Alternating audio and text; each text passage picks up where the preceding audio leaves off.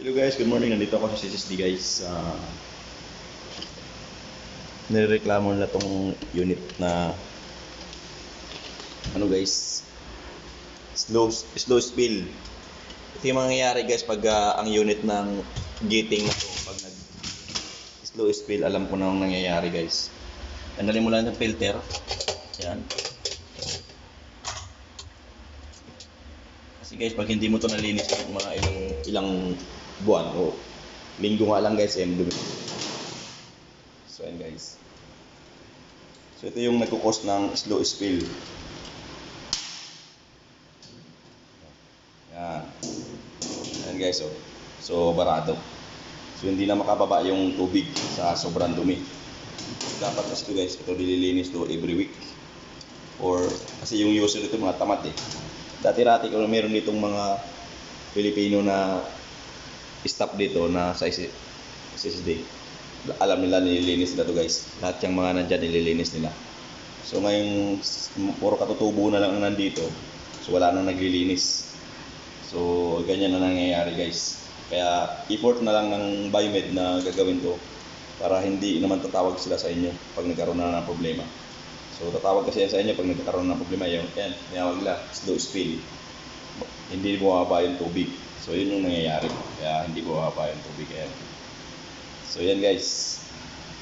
So ito ang problema namin ngayon kasi wala nang mga expat na nagtatrabaho dito. Puro na sila katutubo. So hindi na sila naglilinis kasi hindi daw nila trabaho yun. So yun, ginagawa na lang namin. Sobrang dumi. Nating malinis, ganito na yung tsura niya. Yan. Malinis na guys. So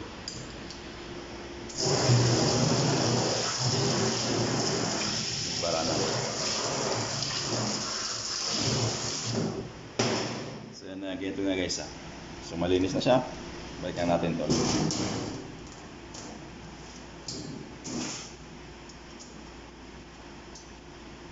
So ganun lang guys. Kailangan lang nating tsagaan din na linisin kasi wala nang tsaga yung mga user dito kasi iba na yung hindi tulad dati guys na pwede mo silang utusan yung mga expat. So ngayon kasi guys wala nang expat. So, sila na lang.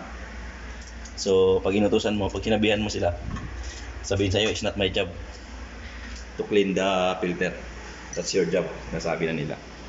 Pero kung totoo sin dapat sila yung kasi sila yung user eh. Yan, dapat yan. Sila yung user, dapat sila yung maglilinis niyan guys.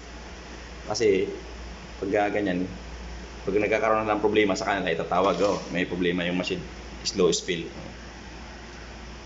Kaya ganun. Ayun. Okay na siya. Ito naman, dinidilimay ko siya guys kasi para tanggal yung mga rust.